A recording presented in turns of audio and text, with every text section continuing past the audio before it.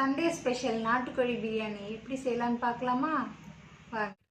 முதல்ல கனமான பாத்திரத்தை எடுத்து அடுப்பில் வச்சுக்கிட்டு தேவையான அளவுக்கு எண்ணெய் ஊற்றிக்கணும். நான் ஒரு 5 ஸ்பூன் போல் எண்ணெய் ஊற்றிக்கிட்டேன். தேவையான அளவுக்கு பிரியாணி மசாலா வெங்காயத்தெல்லாம் போட்டு நல்லா மூடி மூடி மூடி வதக்குனா தான் நல்லா ப்ரௌன் கலராக மாறும். வெங்காயம் ஒரு 3 வெங்காயம் போட்டிருக்கேன். நல்லா வதங்கினதுக்கு அப்புறமா ஒரு 4 தக்காளி நல்லா பழுத்த தக்காளியாக எடுத்து ஒரு 4 தக்காளி நல்லா ஸ்லைஸாக கட் பண்ணி போட்டுக்கோங்க. போட்டு இஞ்சி பூண்டு பேஸ்ட் எல்லாமே போட்டு நல்லா வதக்கி எடுத்துக்கணும். வெங்காயம் நல்லா இந்த அளவுக்கு வதங்கினதுக்கு அப்புறமா 2 பச்சை மிளகாய் சேர்த்துருக்கேன். இதில் 3 வச்சுருக்கேன் இல்லையா, ஆனால் 2 தான் சேர்த்தேன். எலுமிச்சம்பழம் ஒரு பாதி யூஸ் பண்ணால் போதும். இன்றைக்கி நான் பாக்கெட்டில் இருக்கிற இஞ்சி பூண்டு பேஸ்ட் தான் யூஸ் பண்ணேன். ஆனால் நீங்கள் ஃப்ரெஷ்ஷாக அரைச்சி சேர்த்துக்கோங்க, ரொம்ப நல்லாயிருக்கும். இஞ்சி பூண்டு பேஸ்ட்டு போட்டு குழம்பு மிளகாத்தூள் 1.5 ஸ்பூன் போட்டிருக்கேன். எங்களுக்கு அதுதான் பிடிக்கும், அதனால் போட்டேன். தனி மிளகாத்தூள் போட்டாலும் இன்னுமே ரொம்ப நல்லாயிருக்கும். அதெல்லாம் போட்டு நல்லா ஒரு மிக்ஸ் பண்ணிவிட்டு அரிஞ்சு வச்ச தக்காளி 2 பச்சை மிளகாயும் போட்டு புதினா கொத்தமல்லி எல்லாத்தையும் போட்டு நல்லா இந்த அளவுக்கு மிக்ஸ் பண்ணி எடுத்துக்கோங்க.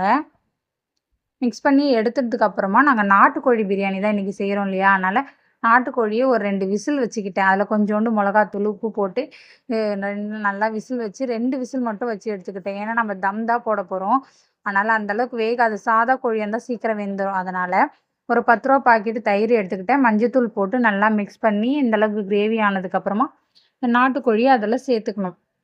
சேர்த்து நல்லா மிக்ஸ் பண்ணி வச்சதுக்கப்புறமா இன்றைக்கி நான் 1/2 கிலோ அளவுக்கு பாஸ்மதி ரைஸ் எடுத்திருக்கேன். அதாவது இங்கே கிளாஸில் 2 கிளாஸ் அளவுக்கு, அந்த 2 கிளாஸுக்கு 4 கிளாஸ் தண்ணி ஊற்றிருக்கேன். கறி வேக வச்சோம் இல்லைங்களா, அந்த தண்ணியும் சேர்த்து தான் மிக்ஸ் பண்ணி வச்சுருக்கேன்.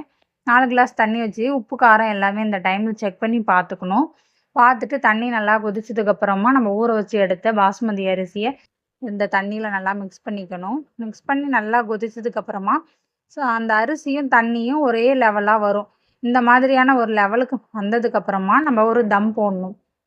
தம் எப்படி போடுறதுன்னா, நம்ம யூஸ் பண்ணாத இல்லை சப்பாத்தி போடுவோம் பார்த்தீங்களா, அந்த கல்லை அடியில் வச்சுட்டு இந்த பிரியாணி பாத்திரத்தை தூக்கி அது மேலே வச்சு ஒரு பிளேட்டு போட்டு மூடிட்டு தண்ணி பாத்திரத்தை நல்லா கொஞ்சம் வெயிட்டான தண்ணி பாத்திரத்தை தூக்கி வச்சுட்டு ஒரு 5 நிமிஷம் ஹை ஃப்ளேமில் வச்சு அதுக்கப்புறமா ஒரு 15 மினிட்ஸ் லோ ஃப்ளேமில் வச்சு ஆஃப் பண்ணிடணும்.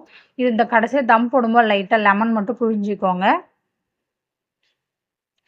15 மினிட்ஸ் கழித்து அடுப்பை ஆஃப் பண்ணிவிட்டு ஒரு 10 நிமிஷம் அப்படியே ரெஸ்ட்டில் விட்டுருங்க. உடனே திறக்க வேண்டாம். கொஞ்சம் நேரம் கழித்து திறந்து பார்த்தீங்கன்னா சூப்பரான பிரியாணி ரெடி ஆகிடும். எப்பயுமே நான் கொஞ்சம் ட்ரையாக தான் செய்வேன். இன்றைக்கி எங்கள் வீட்டுக்கார் கேட்டாருன்ட்டு நிறையா மசாலாலாம் போட்டு நல்லா ஜூஸியாக சூப்பராக செஞ்சுருந்தோம். கறியும் சூப்பராக வெந்திருந்தது. ரொம்ப டேஸ்டியாகவே இருந்தது. பாருங்கள் எந்த அளவுக்கு உதிரி உதிரியாக சூப்பராக இருந்தது. தண்ணியோட அளவும் கரெக்டாக இருந்தது எங்களுக்கு. இந்த சண்டே நாங்கள் எக்கு ரைத்தா நாட்டுக்கோழி பிரியாணி அப்படின்னு சொல்லிட்டு செம்மையாக என்ஜாய் பண்ணோம். இந்த வீடியோ உங்களுக்கு கண்டிப்பாக பிடிச்சிருக்கணும். நிஜமாக ட்ரை பண்ணி பாருங்கள். Thank you so much. Bye. Subscribe பண்ணிக்கோங்க.